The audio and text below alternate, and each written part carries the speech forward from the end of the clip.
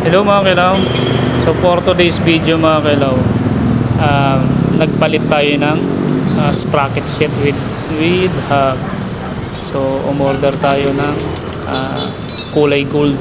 So yayamanin na to mga kailaw, kulay gold na yung kadena natin tapos yung bearing. So yan, ikinabit na nga ni kuya yung panibagong sprocket sa may engine sprocket. Ayan.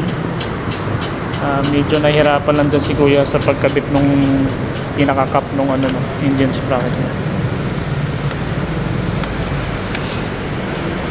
At dito ay isasalpak na niya yung yayamaning kadena natin mga kailaw. Diba? Kasi itong kadena natin guys, hindi na to kakalawangin, hindi na to masyadong kapitin ng grasa. Itong stock kasi natin kinakalawang to mga kahilaw, tapos masyadong madumihin sa grasa. Kaya yan na rin yung dahilan kaya pinalitan natin. So mura lang naman to guys. Yan. Nahirapan dito si kuya magkamit ng cap.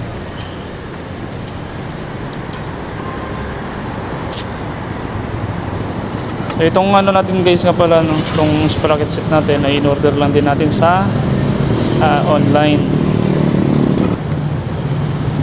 Pahirapan din kasi makapaghanap na itong sprocket set na ito mga kailaw. So yan, ay papalitan na rin yung pinaka bearing natin sa gulong. Yan. Tsaka dito mga kailaw, nahihirapan si kuya dito ako sa kanya natawa.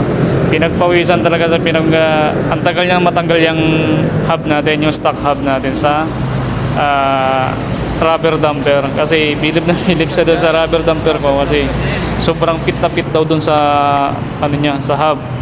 So itong kasi guys, kuya sa rubber damper natin kasi pit na pit daw. Hindi talaga nagalaw-galaw yung hub natin. So yung gulong ba. Kasi yung stock nito guys, siguro nasa 1 month pa lang yata, pinalitan ko na kagad yung rubber damper ko kasi maluwag.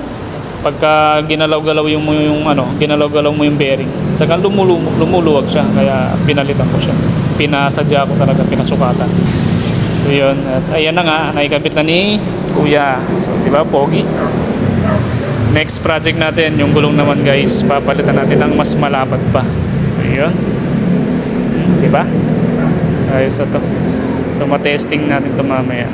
Lang, thank you.